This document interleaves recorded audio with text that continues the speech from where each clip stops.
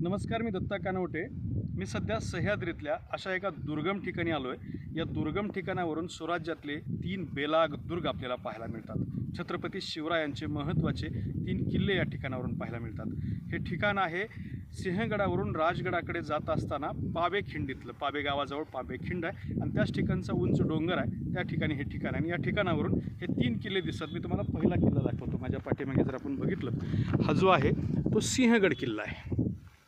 आणखी थोडासा झूम करून जर आपण बघितलं तर हा सिंहगड किल्ला आपल्याला पूर्णपणे दिसतोय. थोडंसं धुकं आहे त्यामुळे अस्पष्ट दिसतोय किल्ला. मात्र हा जो समोर दिसत असलेला किल्ला आहे तो सिंहगड किल्ला आहे. त्याच्याच आपण थोडंसं बाजूला जर ओढलो तर इकडे आपल्याला उंच टोकदार एक किल्ला दिसतोय. तो किल्ला आहे राजगड किल्ला. हा संपूर्ण राजगड किल्ला आपल्याला या टप्प्यात दिसतोय. मात्र वरती जे उंच टोक दिसतंय तो या राजगडाचा बाले किल्ला आहे. आणि आता खरं तर कॅमेऱ्यामध्ये झूम होत नाही, मात्र राजगडाच्या डाव्या कोपऱ्याला जर आपण बघितलं तर तिथलं राजगडाचं एक नेडं जे आहे ते सुद्धा किंचित स्वरूपामध्ये इथून पाहायला मिळते. नजरेने दिसतंय, मोबाईलमध्ये ते कॅप्चर होत नाही. आणि पुन्हा आपण थोडेसे आणखीन उजवीकडे जर वळलो तर हा आपल्याला या ठिकाणी तोरणा किल्ला आपल्याला पाहायला मिळतोय.